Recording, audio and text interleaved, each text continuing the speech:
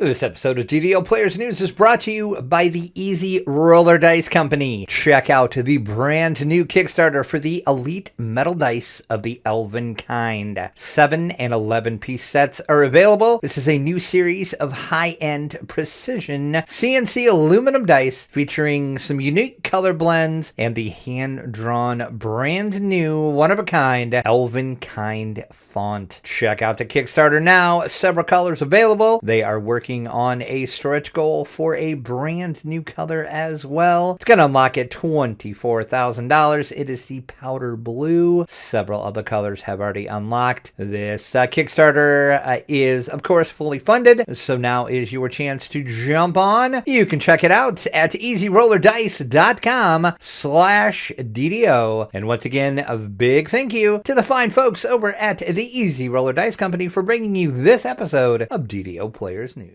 Good day, everyone. This is Planet Needles, and you're listening to DDO Players News, where we take a look at the latest news in DDO and on the tabletop. And please welcome my co-host from Ravenloft, Draculata. Hey now, everybody. How's it going? Hello there, Draculata. I have heard that the flowers are all booming in Barovia. They are. Apparently a little too much, but that's neither here nor there. I'll leave that as a mystery for people to figure out. Very well. Let's then go and check to see what we have in store for this week. And we actually have some game news, I heard, because an update on measures being taken for lag. That's right. If you have played the game recently, you have known the lag monster has taken a hold of DDO and taken a hold hard. Yuck.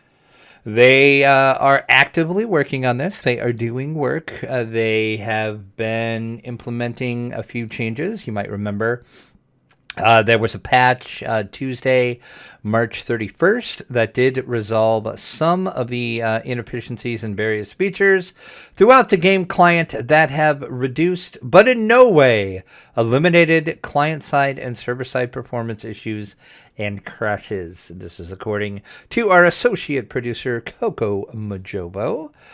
Also, he says, since the development, we have continued monitoring and investigating. On Thursday, April the 2nd, we did identify a specific virtual machine cluster that makes up Galanda that was in distress and migrated Galanda off. Let's start that over. And migrated Galanda off of that onto a healthier environment. That sounds interesting. This appears to have stabilized the worst of the, quote, lag, unquote, being experienced, but in no way did we believe it has eliminated the issue. Oh, they just up and moved Galanda. Apparently so, yes. It's like, hey, Galanda, you're over there now. Okay. Sure, why not?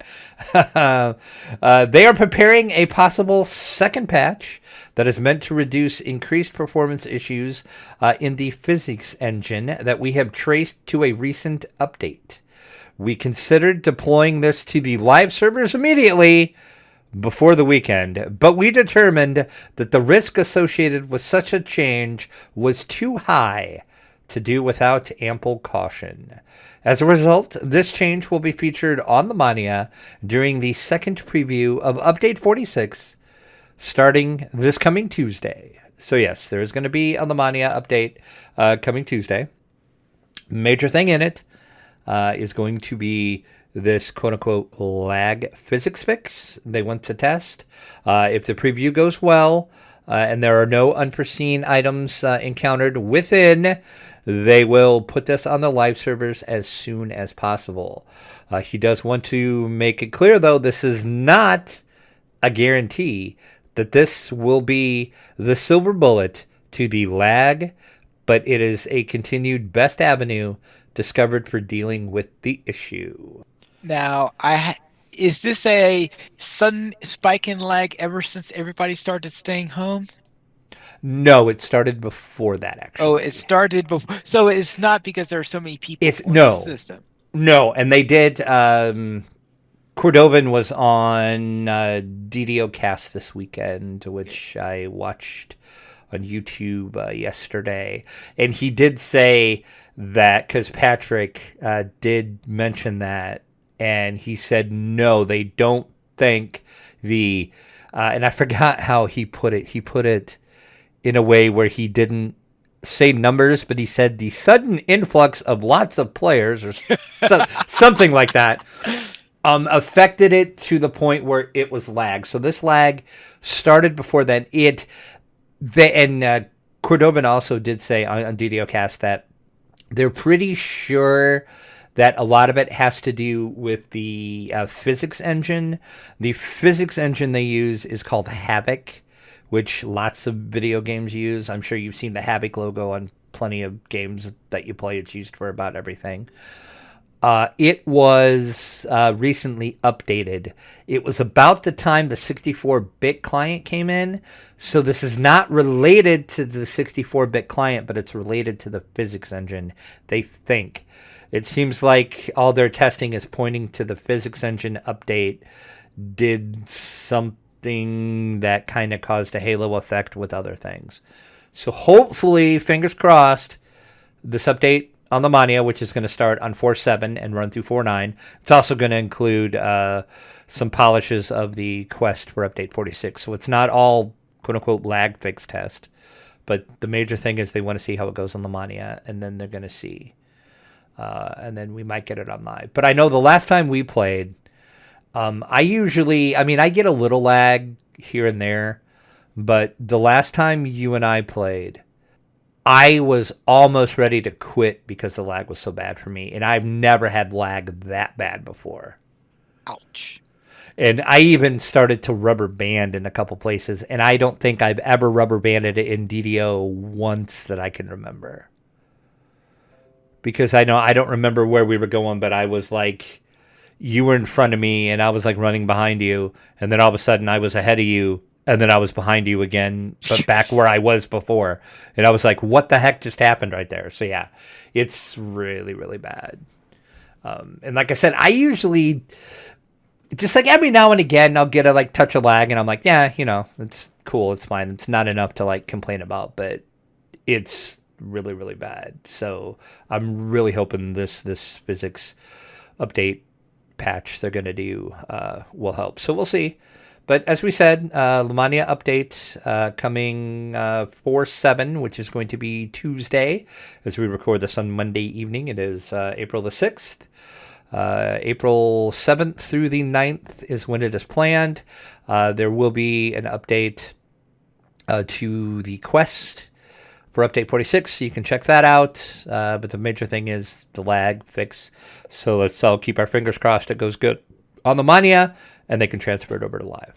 So that's what we had on there. And Update 46 Preview 2 then is from the 7th through 9th, which I guess you already talked about because they didn't mention too much in there yet, but I guess that's just a heads up before they put up the release notes. Yeah, the full release notes are going to be up when the server goes live, which is expected to be about noonish. Something like that on the Tuesday, as we said. So we don't have any release notes to talk about it right now. The big thing is the lag fix they're going to test out. When was preview 1 for Update 46? 2 weeks ago. I guess I completely missed that one. Or did we talk about that? I just forgotten about it. I think we talked about it. I'm pretty sure we talked about it. Okay. That shows you how much I've... See, there's so much happened in the last 2 weeks. I couldn't even remember that we had a Lamani update 2 weeks ago. Then, with that, let's look at a free gift. That's right. They're giving us a gift, Pine Leap. They're just saying, here you go. Take this gift and enjoy. All right. It's a pretty awesome gift, too. It's a free, yes, free, Sovereign 2 Experience Elixir. You can get this now through April the 30th, so anytime up until April the 30th. If you use the coupon code SOB2XP, SOV, the number 2, and then XP. In the DDO store, you're going to get yourself a free Sovereign 2 Experience Elixir. Get that sweet, sweet extra XP. Keep in mind, 1 per account. Hear my words carefully. Account. Choose very wisely. Yeah. Now we have to decide. Are we going to do that with our named characters that we've been playing lately, or are we going to do it separately, or what? You choose a 1 per account. So, these are the decisions you have to think about in life, folks. Right. Now, I find it interesting that this shows you the difference between the culture of Lotro and DDO. Okay. In DDO, they give their free gift is the Sovereign 2 Experience Elixir. That's the free gift that they're giving for DDO. In Lotro, around the same time, the free gift that they decided on was a cosmetic sleeping pig.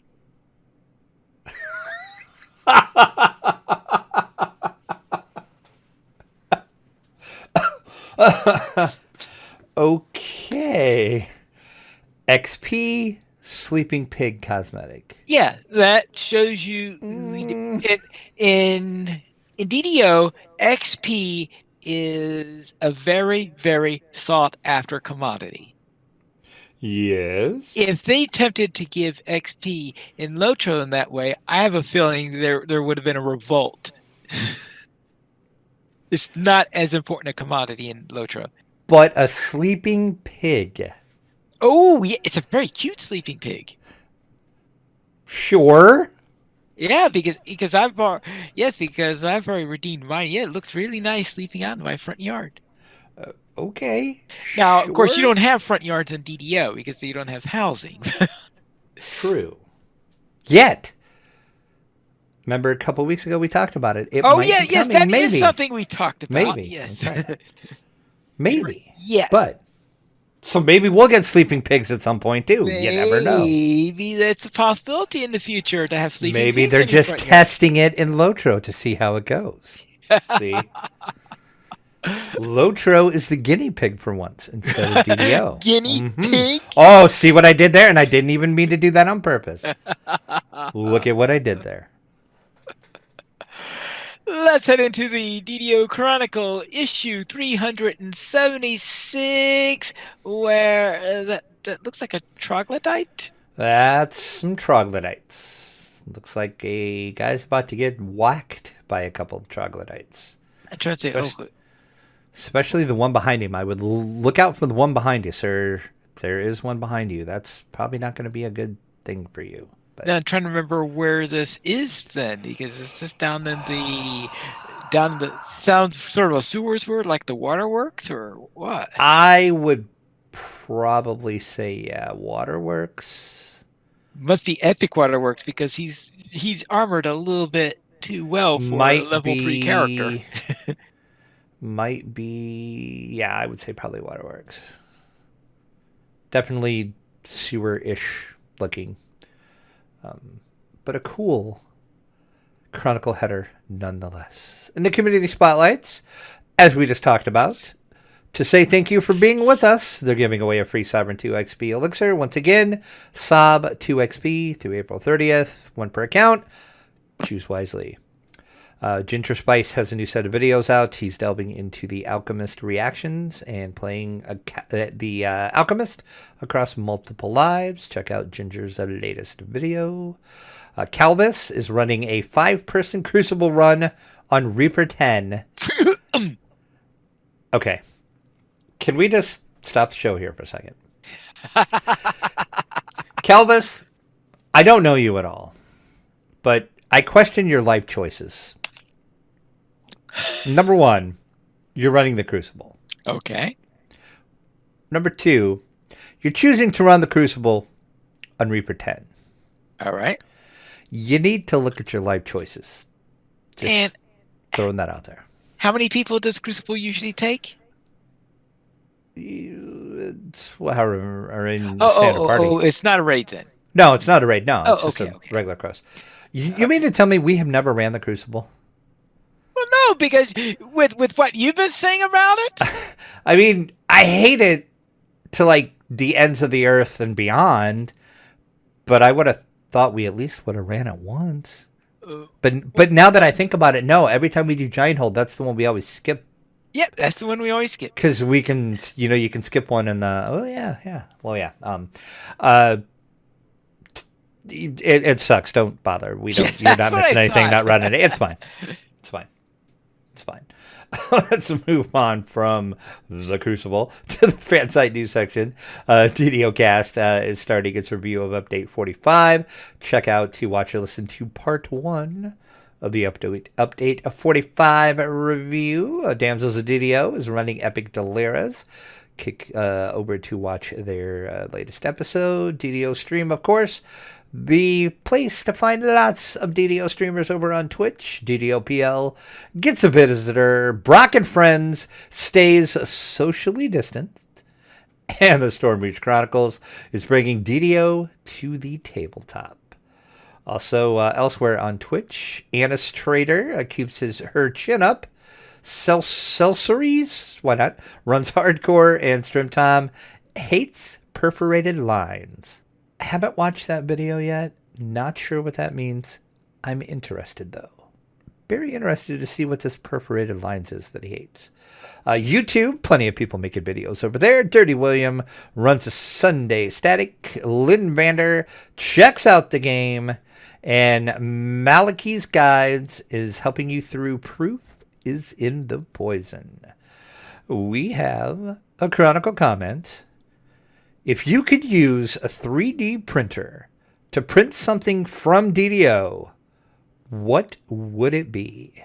A 3D printer to print something from DDO. There is only one correct answer to this. There's only one correct answer? There is only one correct answer. Well, let me see. I can't... Somehow I cannot think what your correct answer to me, because the first thing that came to my mind is something that you definitely would not consider to be the correct answer. Okay, so what's your answer? The first thing that came to my mind. Then I'll tell you the correct answer. Okay, my incorrect answer then is the Storm Reaver Fresco. That would be cool.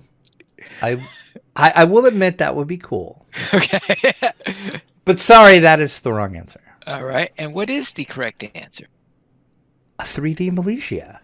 Duh. Really? Duh. I would have thought you wanted a 3D strand. Oh, Strahd? You mean? Yeah, Strahd. Oh, wait. I'm going to say, what's a strand? Hold on. Let me think of what a strand is. Yeah, you're thinking, am I getting you beached or something? Yeah, no, right, exactly. I'm like, what are you trying to do to me? Strahd. Gotcha. That would be cool too, I admit it. But come on. Who wouldn't want a little militia on your desk? Come on. Matter of fact, I want to go buy a 3D printer and do that right now just because that needs to be done. You don't have the funds for a 3D printer. That's besides the point. I'll make some calls. I'll make some things happen. Actually, I know somebody, and I know you listen to the show. I know you're hearing my voice now. If I can find you the file for Militia, which I'm sure it's not out there, but I'm sure there's probably a succubus that looks kind of like her somewhere. I might have to have you print that for me, sir. You know who you are. I will take it then that this is a person who owns a 3D printer then. He does. Okay. He knows who he is. He knows who he is. But actually, now that I think about it, I know two people. So I'm talking to both of you right now. It's hooking up to them during these days of social distancing. There's emails. Okay. True. There's sending USB drives in the mail. There's ways to get this done, finally. Okay. I will have my 3D militia. I shall have it. Let's look at our screenshot of the week. Valentar. There you go. Once again, if you're new to the show, I pronounce names wrong. That's just what I do on the show. You'll get used to it. Explores the Thunder Peaks and finds an underground waterfall in the 457th DDO screenshot of the week. Laura Polem and screenshot taker Calcoin? Sure, why not? Sending that screenshot in. So that was a dual screenshot. There was somebody that was jumping and somebody that took the screenshot for them. So they really planned that screenshot out finally, but it's a cool shot. And you better not sneeze just at the wrong time. Otherwise, that jump goes for naught. That's exactly it. I think you get one shot at that.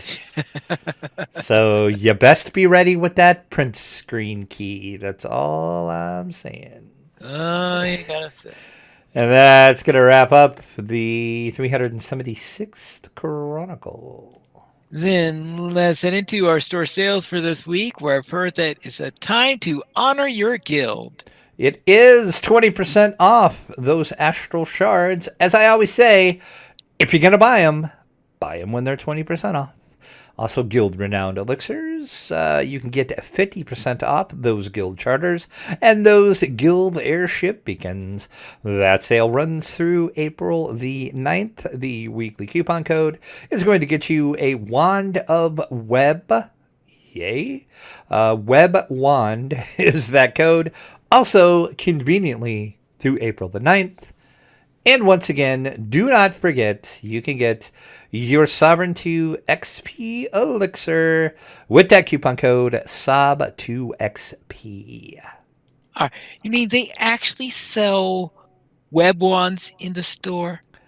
I guess. Who knew? I mean, why it's a free sample, so yeah, right. That's exactly it. Why would anyone spend money on a wand of web? Exactly. Why? Wait, it's 50 castings or something weird like that? I've never bought one. I've never even looked at them, but probably. I didn't even know that you can get... I'll be honest, I didn't know they were a thing either until I seen the free sample, and I thought the same thing you thought. I thought, why is that even a thing? Why would you want one of those? But I guess you can get one for free, and you can see if you want to buy one, Pinely. There you go. It sounds like probably one of the least... Well, if you are good at changing weapons quickly, so throwing a web on someone, slowing them down, and then quickly switching to a ranged weapon where you could tear them to pieces, it might be in handy in that circumstances. Okay, I can see it, right. I can see it could be situational. And I know there's probably somebody yelling at whatever they're listening to us on right now, going, well, I would use it in X case. Sure. It's the weirdest thing ever, but okay. Cool. It's free, so there you have it. I mean, it's no sleeping pig, but...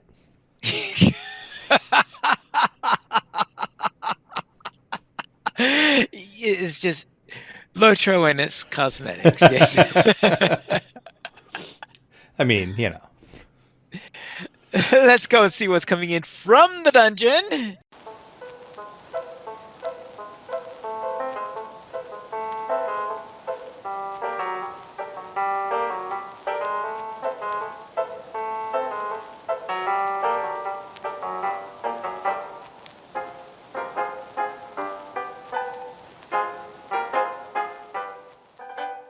And we will begin with Brian J. Bloom, one of the co-founders of TSR, has passed away.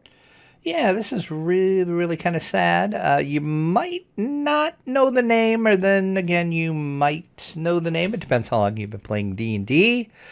Alongside D&D's co-creator, of course, Gary Gygax, and his childhood friend Don Kay. Brian Bloom played a key role in funding tactical studies rules in the early 70s. After meeting Gygax and Kay at the Gen Con convention in the summer of 1973, Bloom invested $2,000 into the fledgling company, and the rest is history. And what did they use that $2,000 for, Pineleaf? Is a print Dungeons and Dragons.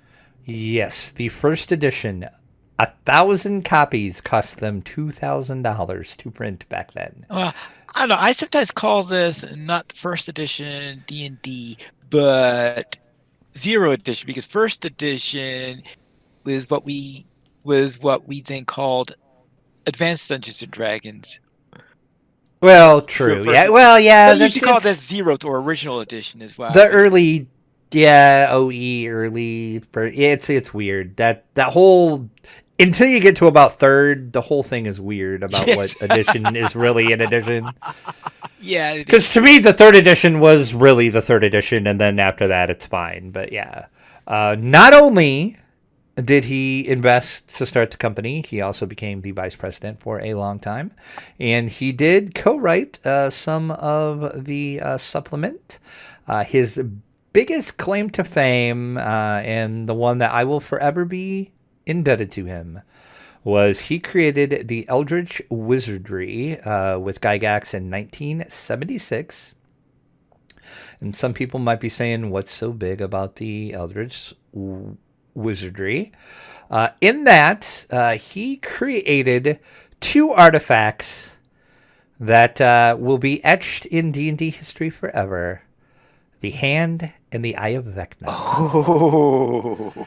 And then he wrote a backstory for Vecna, so he created Vecna.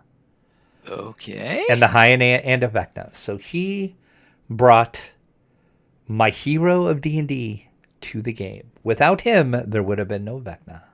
Oh, well. And fun little story about Vecna, too. The Vecna name is an actual anagram of the name Vance, which is the surname of Jack Vance. That's the fantasy author whose Fire and Forget magic system they implemented in the original D&D. Which I did not know. I did not know that's where the name Vecna came from. Yeah, but it is an anagram. So that's cool, yeah. So there you go. So yes. And I have a kid. Well, I mean, I don't know. Do I still have that character? I probably still have that character sheet somewhere, I bet. Maybe. I actually have one of my Blackguard Paladins that actually has the Eye of Vecna in my head because I cut my eye out and put the Eye of Vecna in. Yeah, definitely not a standard paladin. No, I was not. That was one of the funnest times I ever had playing D&D too, because the only person that knew about it was the DM. The party didn't know about it, and they just freaked out when I did that. Good times. So yes, unfortunately, Brian did pass away. Then with that, let's head into Original Adventures Reincarnated number 4. The Lost City coming from the Lost City. And that'll be coming from Goodman Games. Yeah, this is Dungeon Module B4, The Lost City, which was first published in 82 by TSR as a standalone adventure for the basic set. I don't think I ever played The Lost City. Trying to think. I really honestly don't think I've ever played this module, so I have not much to say about it. Well, then you have the advantage over me still, because I don't think I even heard of that module before today. I mean, I've heard of it, but I don't remember, and I know I did a lot of that box set stuff, which we've talked about. You didn't do much with the box I sets. didn't do the box set stuff, and you did, yeah. But I don't think I ever did this one. But yeah, this is going to be like all the other 5th edition conversions that Goodman Game is doing. They are going to revamp this with the 5e rules. They're also going to give you a reprint of the original module. In the adventures, players will get separated from their caravan because of a sandstorm, and they're going to take refuge in ancient ruins. Which, side note, never turns out well.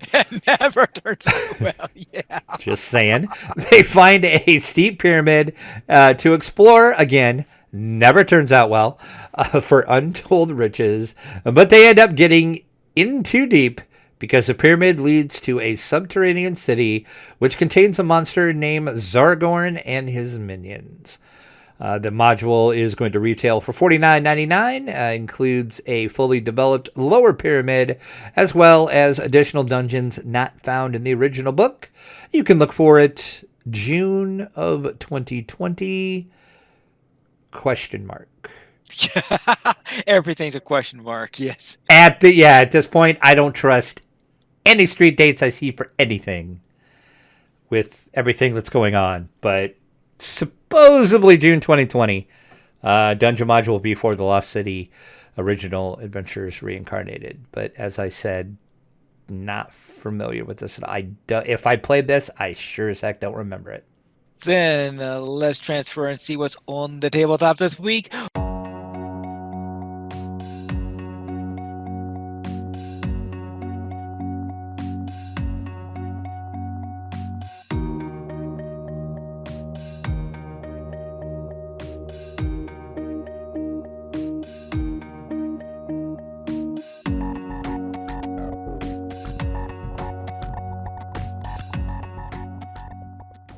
Where we'll start out with a little Kickstarter by a little game called Frosthaven, which, well, Yeah. Okay. All right. I think I was the more pessimistic of the two of us, and Okay. It's time for me to eat a little crow here. Yeah. If you remember 2 weeks ago, our last episode, because we didn't have an episode last week, we talked about the Frosthaven Kickstarter was coming. And then we talked about how much money Gloomhaven made. And then how much money the Return to the Dark Tower made. And I said, ooh, I don't know if Frosthaven's going to be able to beat that, because that's a lot of money. Yeah. Yeah. Remember that? Yeah, that was funny, wasn't it? Yeah. Yeah. Okay, this is how it went. It took it more than a minute then in order to beat Frosthaven launched. Things were good. They got a little bit of money. Then about 10 minutes in, they funded, which was 500,000. No, excuse me. Hold on. Let me. Yeah, 500,000. Yes, 500,000. $500,000. Funded in 3 minutes. $500,000 in 3 minutes. Okay, cool. We're funded. And then things got crazy. 3 hours later, $3 million.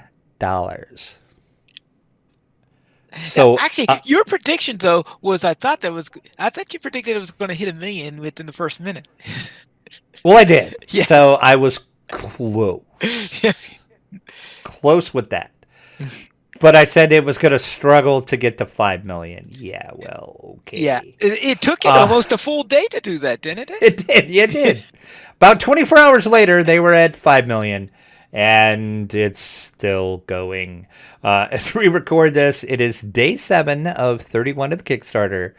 They are currently at 6,645,101. Well, yeah, it just scrolled up again. Oh, yep. Sorry. 6,645,200. Oh, hold on. It changed again. Oh my gosh. Yeah. So at this point, this is going to be the biggest Kickstarter basically ever. What is the biggest one ever?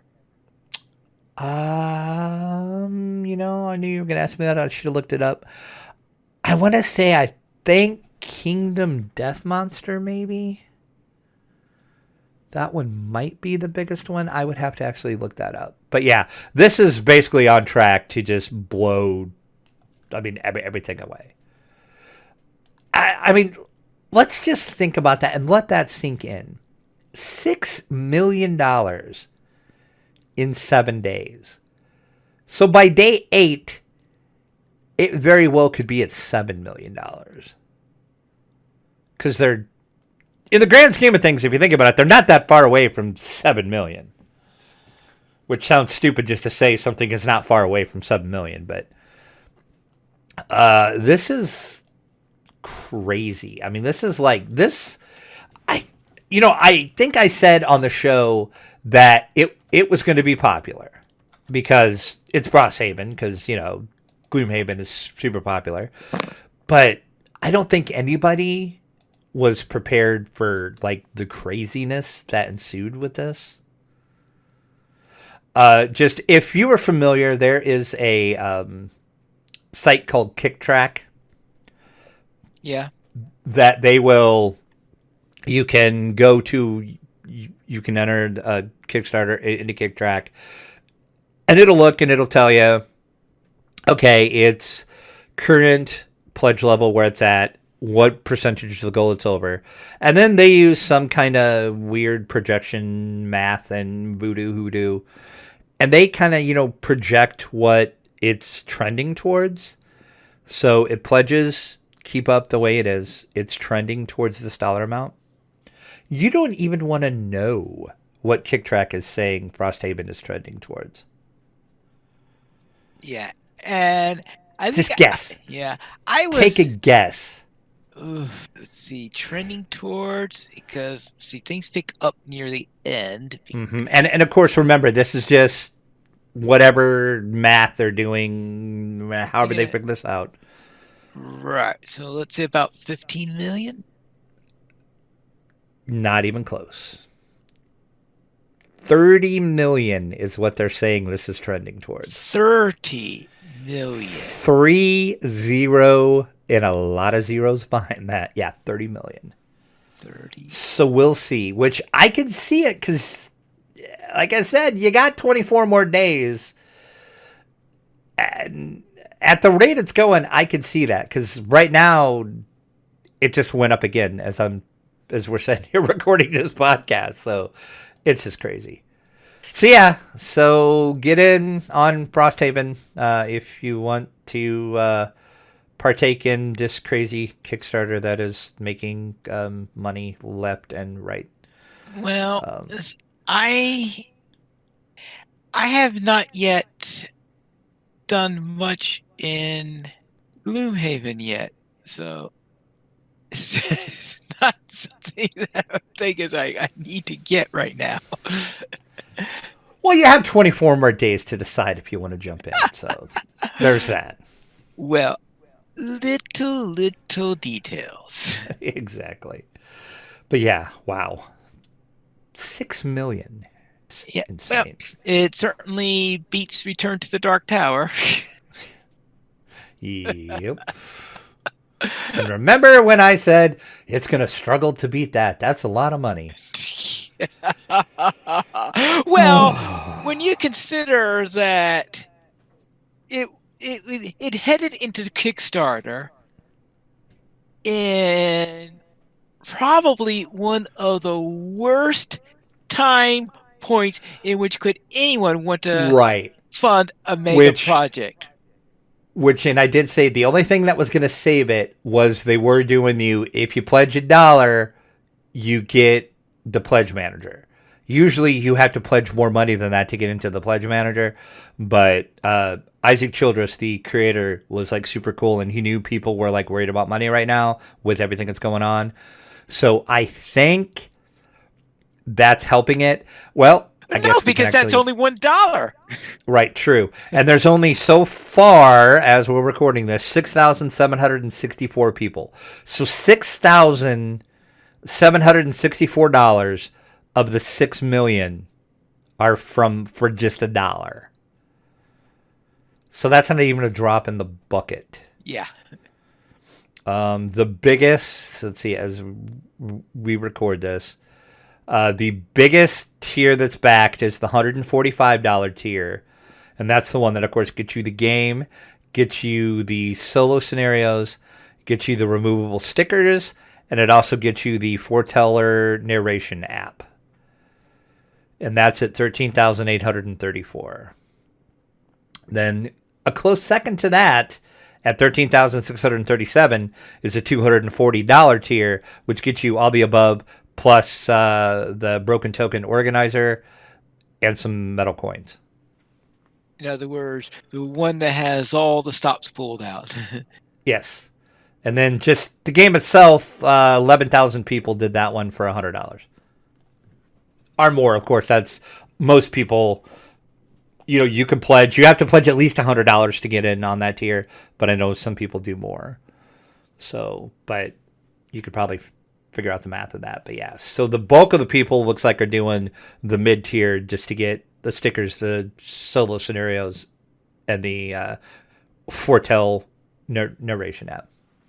But quite a few people are doing the all in though. So, but good for Isaac Childress though. $6 million. That's 7 days. Insane. I can't wait to see where it goes. Well, I don't know how much the costs are for actually producing the game, since obviously some of it's going to go into there. True, but he did only want 500,000 to go, so $500,000 to fund it. Yeah. So you would think the cost, unless he just did that to make sure it got. See, that's the thing that annoys me about Kickstarter. And I know for a fact, I'm not going to name names. I know for a fact there's certain companies that do that on Kickstarter.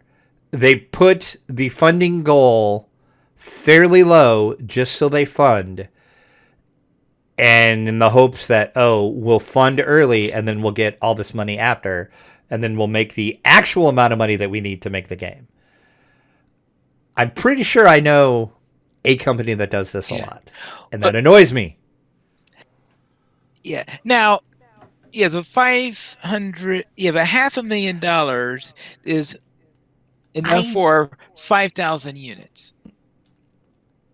Assuming $100 being the minimum. Okay. So we're talking about, sure. And that sounds like a reasonable print run. Sure. Yeah. I mean, I would probably say probably 5,000. I would say anywhere between 5,000 to 10,000 maybe is an average print run, maybe for a first run. I mean, I would think so. Yeah. So therefore, that seems reasonable. So therefore, I would think that it was a reasonable one, a reasonable target in there as opposed to lowballing. Right. Yeah. Like I said, I'm not saying he did that for this. Yeah. I just know other Kickstarters that have done it in the past. And it annoys me to no end when Kickstarter, especially big companies, do that. No, I remember one time seeing a Kickstarter that was the ultimate in lowballing it, where what it did is that he was selling. It was a pirate themed deck of cards in which he says we'll start out. And the original Kickstarter started out with the solo rules, and he says, if I reach a certain amount, my stretch goal is, if I reach a certain amount, is to add the multiplayer game. And in looking at this, it is obvious to me that the price he set was the price in which to print essentially this pirate-themed deck of cards. In other words, it's a regular set of cards with a pirate theme on it, essentially. Right. And so the cost he gave for the Kickstarter was to print that one. But what he really wanted to do was this thing that he was calling the multiplayer. Oh, gotcha. Yeah, the multiplayer. The multiplayer, I think, was the actual thing he wanted to that he was trying to kickstart in there, and that this was, well, all right, if all I can do is to sell this deck of cards I've designed, and in fact, the final value, I think, landed in between the two. So essentially, the Kickstarter turned out to be for a deck of cards, because the solo rules that he had in there looked very much like a game, I think, called 14s, which is one of the oldest solitaire games out there. Gotcha. Yep, it happens. Yeah. All right. Now we have finished this. Let us go to some WotC news, where they will, in their upcoming Godzilla-themed Magic the Gathering set, they will be pulling for subsequent print runs the Godzilla, was it a Space Godzilla Death Corona? Oh. Everybody's cringing right now. Yes. Oh, yeah, that's right. There is a new upcoming set for Magic the Gathering. It is called Ikora, Lair of the Behemoths. In this set is going to be 19 different Godzilla-themed cards. One of those cards was for Space Godzilla, who, if you're not familiar with your Godzilla lore, made his appearance first in the 1994 Godzilla vs. Space Godzilla movie. Oh, and good grief. Space Godzilla has a beam attack that he uses out of his eyes, and it's called the Death Corona. Then why is this one breathing out fire? He does fire, too. Oh, okay. He just has his beam eye attack is the death. I forgot what the fire attack is called. It's got a name too. But so, and they planned this set well before all this craziness, COVID-19 in the world happened. Well, now this happened. And they look at their sets and then they see they have a card called the Death Corona. And they're thinking that's not really good right now. So, yeah, they're going to pull that card out. The set is due to release on April the 16th. Unfortunately, a first printing of the set is done and actually is at retailers already. So the first set will have the card in it. Future print runs the card will be pulled. Also, they are, in their words, quote, taking steps to remove or change the card wherever possible. That is including the Magic the Gathering Arena and the Magic Online games, the digital game versions of the cards as well are going to be removed. Future reprints of the set will have it removed as well. Now, so is this really removed, or is this replaced with the one called Void Invader, which seems to be no, that is a totally separate card. Oh. The only image I could find and the only image they provided was, but I should have just cropped that out to only have the Death Corona Okay, card. even though it has the exact same stats. Right, which I didn't understand that because the way the press release made it seem like there are two cards in the set, and they're only going to pull the Death Corona card. But I thought the same thing you thought. I thought they're just going to replace it, but they didn't say that in the press release, so I'm really super confused on what they're doing. All I know for sure is the Death Corona card's coming out, which I can see why. Because due to the state of the world, that's a little cringy. But WotC did not do it on purpose. Like I said, the set was planned a long time ago. Well, before any of the COVID-19 stuff, Corona stuff, and this Space Godzilla movie came out in 1994, and it was called The Death Corona then. So it's not like WotC was, there's like a lot of people that are saying, oh, you did this on purpose just to get press. No, they did not. No, they did. And it's sort of like, well, some people accuse Peter Jackson of using the Twin Towers instant when they were released the Two Towers. Right, exactly. It's like no, that name was. It's just yeah. It's just really crappy coincidence and bad timing. bad timing, right? I just like it in the press release. WotC said they're removing the card because, quote, the word Corona has taken on a new meaning. Oh, WotC. Well, so I was joking with kind of halfway joking with Piney, but so yeah, the first release of this that is at retail now will have this card in it. Okay. Now, so. Right. If you want to make some money, maybe if you have this card, I bet you could sell it for big. Not that I'm condoning that, mind you, but I bet it's going to happen. All right. Now, my question concerning these two cards is, why is their layout slightly different? I do not know enough about Magic to answer that. Yeah, I mean, is it that a case of first print run always gets a slightly different look so it's distinguishable? I don't know. I haven't played Magic in about 8 years, finally, so I couldn't tell you. Well, there is that. So if we have any Magic fans that listen to the podcast, go over to the site, look at this post, explain to us why these cards look different. And so much for Godzilla. Let's head on to the book page.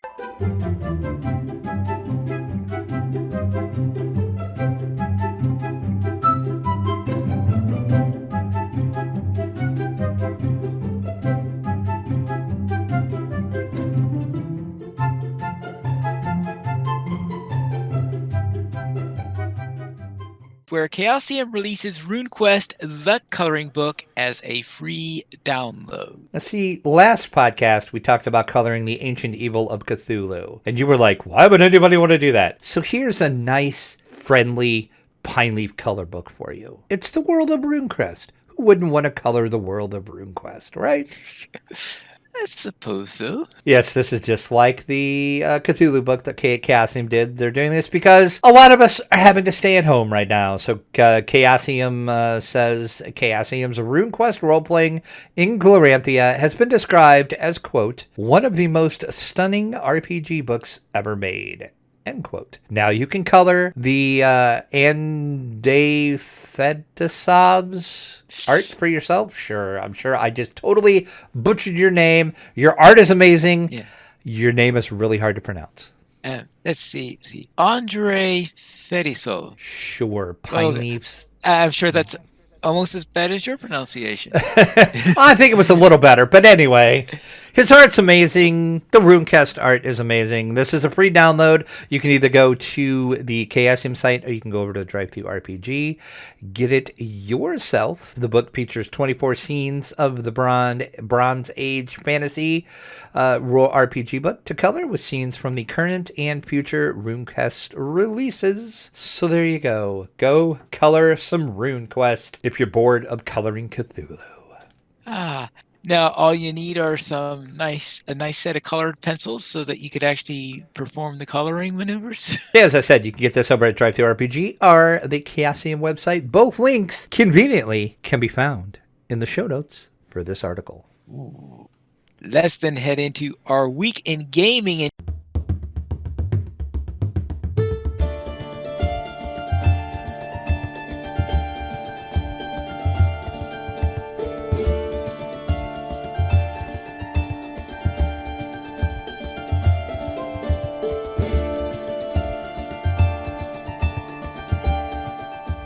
Drac, what were you up to? A little bit, about this much. Of course, this is not a video podcast, so I don't know why I'm holding up my fingers showing this much, because nobody can see that.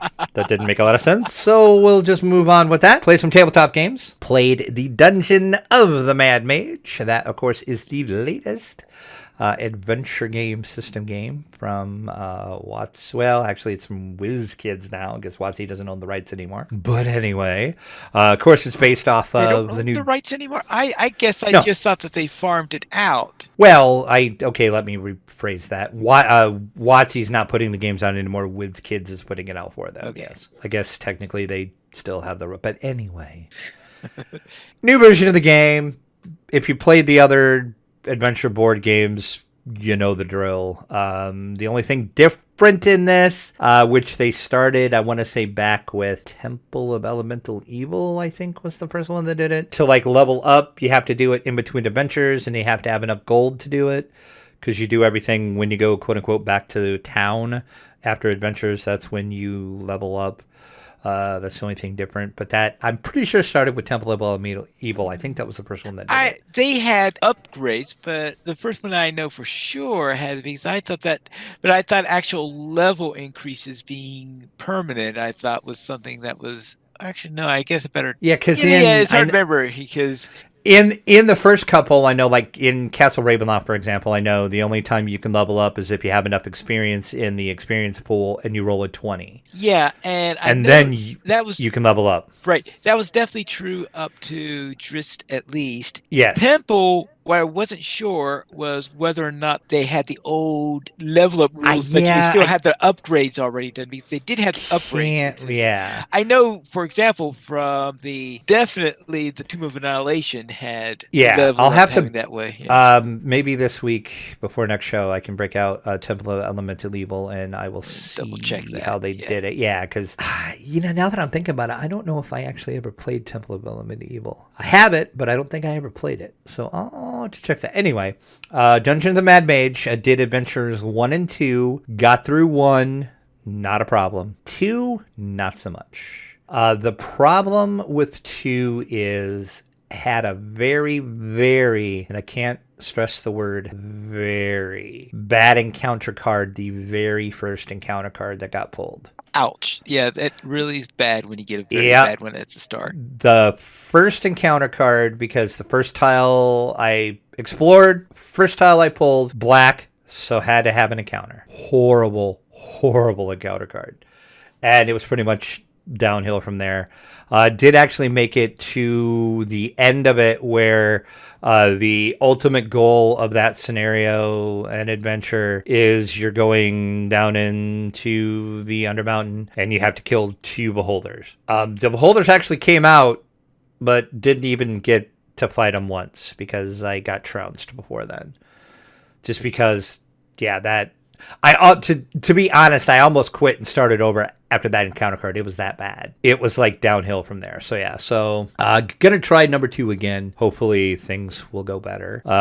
Played Castle Ravenloft again. Got through Adventures 4 and 5. It was kind of almost a mirror. 4 went really good. 5 not so much, but I did manage to squeak out 5. But it was. Ugh. And then played Chronicles of Crime, went through Crimes 1 and 2 with that. That is a really fun... I forgot how much fun that game is, actually. I haven't played that game for a while, so that's super fun. And I've never played it solo, actually.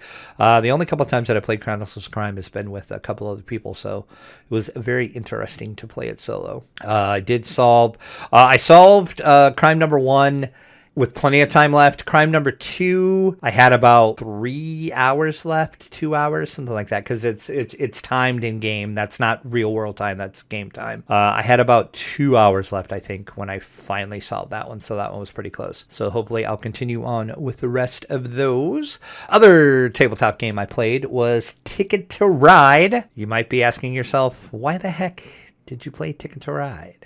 Good question. Because if you remember, it's been a while ago. We talked about how She Who Shall Not Be Named has a new skill that you can play Ticket to Ride with She Who Shall Not Be Named. All right. So I thought, I want to see how this works. It actually works fairly well, and it's pretty fun. I just wanted to see how it worked, if it worked pretty good, and it does. I was thinking about maybe doing a video on it, because it's actually super fun, and it's been a long time since I played Ticket to Ride anyway. It's kind of cool because She Who Shall Not Be Named, if you're a fan of the show, you know what we're talking about, will kind of teach you the game, and it'll help you set the game up. And then She Who Shall Not Be Named asks, would you like to play a game? I'll play with you. And you say, sure. And then you get sound effects. You get music. You get to play Ticket to Ride. And you play. And then when it's her turn, you tell her what's going on. And she says she wants to do this. And then you do that for her. And then it works really well. The AI works well. It's super fun. So if you have one of those devices with her on it, and Ticket to Ride, try it. As I'm looking at mine, staring at me, just thinking, say it, so I can talk on your podcast. Say it. Not today. Not this time. I shall beat you this time. You shall not invade the podcast this night. And then that's it for tabletop. Video games wise, over on the Xbox One, played more of Vampire. I think I am about halfway through it. I think Maybe from what I can tell, just kind of some of the clues that I'm getting. Still super fun. That game is so much fun. I don't know, as I said a couple of weeks ago when I was talking about it, I don't know why I waited this long to actually play it. So super, super fun. So maybe this week, my next show, I might have that finished. We'll see. Then over on the PC, I played, wait for it, Pandemic the video game. Pandemic. Oh, this sounds like a great time to play that game. Yes, that's why I put in the show notes, hashtag too soon. Too soon. Pine Leaf, too soon. Yeah, I don't know. I was doing something on my computer one night and I happened to see that it was part of the Game Pass on the PC, and I'm like, let's install that and play that. Let's see how well it works. I got trounced. Yeah. That's almost as bad as a person who was telling me that they decided that it was not a good idea to read Moreta, Dragon Rider of Pern while down with the flu. And anyone who knows Moreta knows why. Yeah. I admit it was now, I got trounced. I know one person though who, because I watched the one-player guilds over at on Board Game Geek, and so they're posting some of the games they play. So one person was playing Rising Tide, Pandemic Rising Tide, figuring, okay, at least this one isn't about a pandemic, but is actually about keeping out the waters.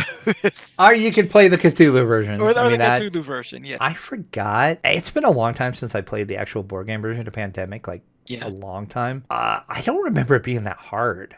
I don't know if the video game is harder or I just don't remember it, but holy spicoli, that game is hard. Oh, are you sure you didn't accidentally set it to 7 epidemic cards or something like that? No, I think I don't know. It was just hard, but like I said, it's been a long time since I played it, so yeah. I just kind of played it for the fun of it, I guess. Yeah. But anyway, good version from from board game to digital though, so I'll give it that. It was fun. I'll probably play it again. Just kind of weird to play it now, but what are you gonna do? So that's really about all I did. How about you, Pine Leaf? And I am going to begin with what we did in DDO a couple of weeks ago, and that is our Wood Elves finished up the Thernal stuff with the Missing Expedition, entering the gate, and then at first when I saw the gate chamber, I thought, "Oh, is this going to be a really long dungeon, isn't it?" It's like 10 seconds later. Yeah. That was pretty funny. Yes. Penny's like, "I don't know if we have time to do this." I'm like, "I'm sure we do." I think we can get this done. It shouldn't be a problem. Shouldn't be a problem. Yeah. Then I'm like, "Hey, look, we're done." We're done. Oh well, that was a blink and you'll miss it type moment. Yeah, pretty much. Yeah. So that's what we did in DDO. It was how a lot of people have a huge amount of free time because of certain circumstances. Sure, yeah. Right. Well, and I'm sure you're not one of those, and I have my regular work schedule, plus it was the week where we were having 2 weeks in a row where we were preparing for and holding speech contests, because we had to do all these rehearsals for it because this is the first time they've ever done the speech contests online. They've always been done face-to-face before. I was going to say, can you clarify that this was online? Yeah, I'm assuming? Yes. Okay. And it's the first time we've been authorized to run our speech contests online because, the rule book currently literally taken says everybody must be present at the meeting. So they said the board has decided to waive that rule. You would think. To waive that rule because of this. So therefore, a lot of the stuff, Toastmaster stuff that is traditionally done face-to-face and all that stuff is being done online, and there are a lot of people trying to learn how to do all of this stuff because there's some people in there that just have trouble with the technology and trying to get all interconnected and stuff like this. This is okay. I haven't used before this. I did not use WebEx before, or WebEx or one of the other ones that we've been using for this. So I hadn't used those before, but not too difficult to learn how to. And besides, I've been using platforms similar in style for a while now because of the podcast. Right. Gonna say, how many podcasts do you do? How long have you done podcasts? Probably pretty easy for you to do a Yeah. WebEx client. Right. So 350 episodes of Loader Players News, 250 episodes of Right. DDO Players News. No, we're talking a few episodes there. Right, exactly. Couple of things under your belt to be able to figure that out fairly Right. easy. Then, yes. But anyway, because of that, my evenings have been busy the last 2 weeks. So I didn't have a chance to start out. I think this week I am going to have to do because I want to try to at least get once per month for the new class combo with a new class into the Borderlands. Oh, okay. Yeah, Right, yeah. because next week I have to prep for another speech contest. So therefore, this week would be my chance to go into the Borderlands this time. And in Minecraft for the Mage Rage for March week 4, and I also did the April week 1. And I think I mentioned earlier in this show, or maybe it was just for the show, where the creator of Mage Rage is down with the flu, or maybe COVID. I can't be too sure. A real nasty disease that gives you a fever. Let's just call it that. So, the type of things you don't like having. And I think he must have been in a bad mood when he prepared April week 1, because he put in it this is a scavenger hunt, and he included in it the single hardest potion I can think of that you can make in Minecraft. Okay. I mean, usually I say, oh no, if he says we need to get nether wart, all right? Well, the thing is, in order to make a potion, you need nether wart. So that's just one of the 3 things that we needed to do. Okay, we needed a blaze rod because you had to get a couple blaze rods in order to be able to brew potions and to make the potions stand and all that fun stuff. So I had to go and do this in order to do this. Oh, yes, of course. This one needs, on top of all that, you also need a ghast tier. A ghast tier. I hate fighting. That sounds Yes. not fun.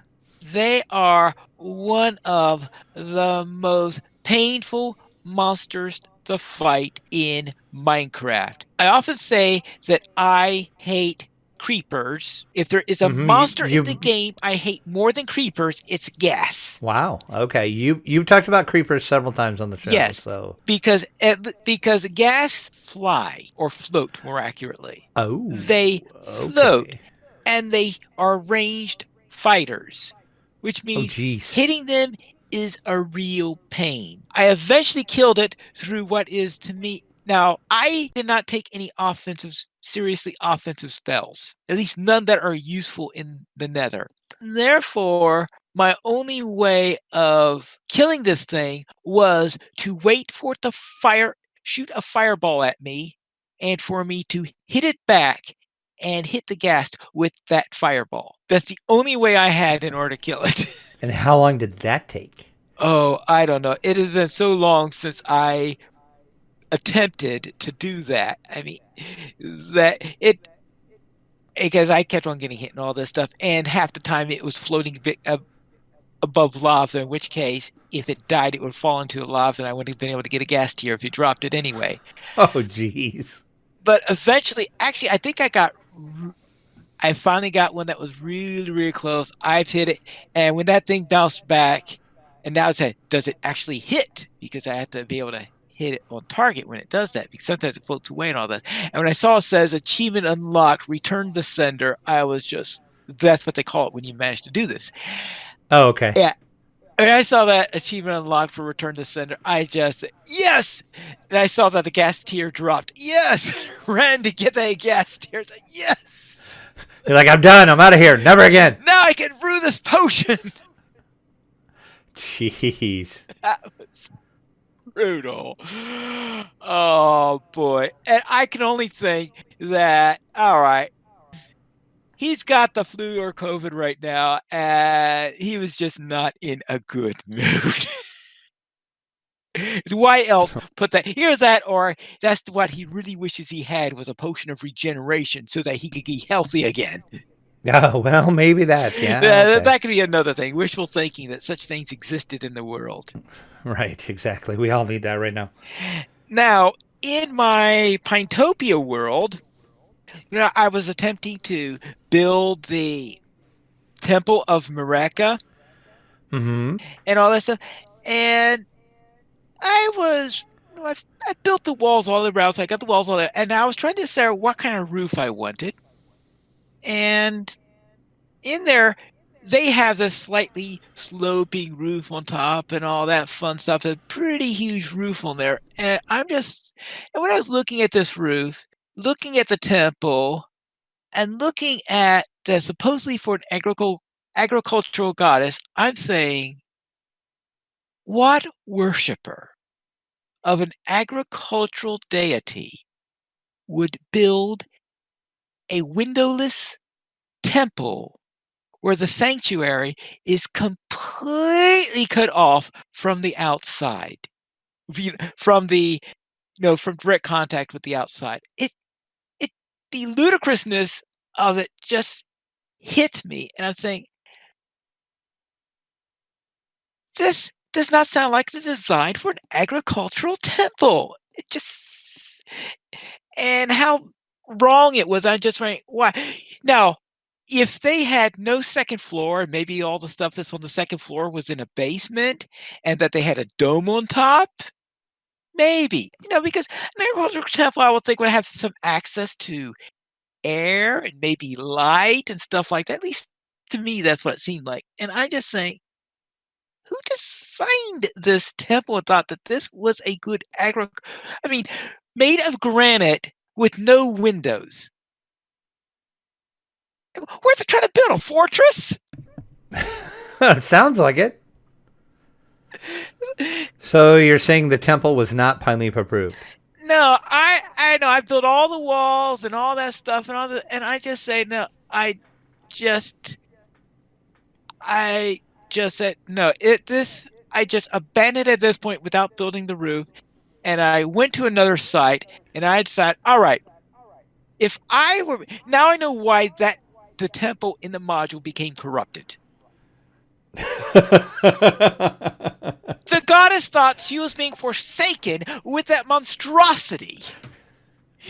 She just wanted some windows. That's all she wanted. She wanted some windows and some air, right? And she didn't get it. You'd like to be able to grow something inside that sanctuary or something. I don't know, but whatever. I just decided that she must have abandoned that place, and therefore it wasn't defended in any. So the cult had no difficulty in taking over the place as a result of that. And that's the reason why, because they built such a poor temple for their goddess.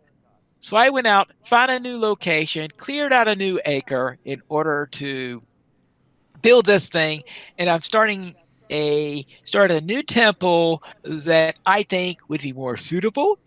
It's going to have more of a shrine as it, because you're going to have the temple grounds, and the temple grounds is going to be mostly outdoors instead of mostly indoors with only a small outer courtyard, which they have in the module one. The sanctuary is going to be a little bit of a hill and all that stuff, and it's going to be a lot more in the open. I'm going to have nice farms in it and stuff like that. It's going to have a very agricultural feel to it. And I feel that would be a better homage to their goddess than what is designed in the module. Anyway, I had to get that out of my system. I guess so. Do you feel better? I don't know if you ever looked at the temple from that module. So, not in that great of detail. I can tell you, no, I have not. Okay. All right. Now, for the Minecraft Hardcore Challenge for April, we were asked to investigate the shipwrecking of Columbus's 3 ships. And you say, what shipwrecking of Columbus's 3 ships? I was about to ask. I Well, don't remember obviously it means something happened to the time stream. Oh. Or at least the way the challenge is worded, it sounds like this is 1492, and those 3 ships became shipwrecked as a result of things. I know that in I think it was his third or fourth voyage, where I think it was his fourth voyage, where Columbus did encounter hurricanes and that they had trouble with ships and all that stuff there. But that was the fourth one, and they already had colonies all over the place in that area. So it wouldn't have fouled up history as much if if all the ships became beached in that one. But here they made it very clear that one is the Nina, one is the Pinta, and one is the Santa Maria, and I don't think those were the 3 ships for fourth voyage. Those were the 3, of course, in the first voyage. So I'm asked there to investigate that. So going around on there, and I begin to say, well, something's really bad with the timeline, because while I was there, I saw horses. Okay, yeah. And we know that there are no horses in America until Columbus's second voyage. So something's going on. So, yes, I spent the month trying to investigate this, and then I decided that for the latter parts of the challenge, I'm trying to find a way in which to undo the mess. They give no rules on what you're supposed to do to undo the mess, so every single person who's doing it, who's trying to undo the mess, is coming up with a different scheme to do so. So that's what I was doing that was for Minecraft. Now on Tabletop, first I tried a round of Clank. Now this was using the solo app on there. And I decided to try the solo app using the backboard on this. And this is the first time I ever had a game in which I was playing against the app, though I think this is only my second or third time playing against the app, where the opponent hit the end game first by reaching 10 threat. Wow. Right, because the other 2 times I exited before the opponent hit 10 threat. So this time it hit 10 threat, and I finally found out what happens when I guess you know what happens when you hit 10 threat. It treats it as if the opponent reached the exit. Right, yeah. So, but fortunately, I was only 1 turn away from the exit when that happened. So it wasn't a major problem for me. I was able to get out just in time. And this was just the original Clank, right? Not this any is of the expansions or anything. Okay. Right, this is the original Clank. And right, so my first time playing, I think it's my first time playing the backboard on that, because the backboard is the tougher one in there, and I scored 106, which on there. So that's how I did on that one. After that, I played several rounds of a game called Card Chat. I played 5 games of Card Capture, which is a deck builder game using a regular set of 52 cards. Actually, 54 cards, because it uses 2 jokers also. And the reason why I played 5 is that's how many times it took before I was able to manage a win, because it was like I was really getting my cards. Like first game, I kept on getting face cards way at the beginning, which is really bad, because you don't want face cards until you can capture them, because if you have a face card fall into the discard pile, you lose. And so you have the choice here, because if you keep on getting early face cards, then you have the choice of either having it flip over into the discard pile and lose, or you have to start shedding cards in order to get rid of all those face cards. But if you shed too many of your starting cards before you can capture any other cards, then you might run out of all the cards of a suit. If you lose all your cards of a suit, you lose, because you have to capture. You need cards of the same suit in order to be able to capture those face cards eventually. So you can see. So I had one game where, I just kept on getting face cards, and another one where I lost count and I lost all of my diamonds. So yeah, things really kept on going downhill for the first 4 games. Eventually, though, I did win a game and managed to keep track of everything. After that, I played Wingspan. Now, originally, when I was thinking of the next time playing Wingspan, I was going to promote myself up, but the score sheets for Wingspan are kept. They have 3 games on a side for the solo mode.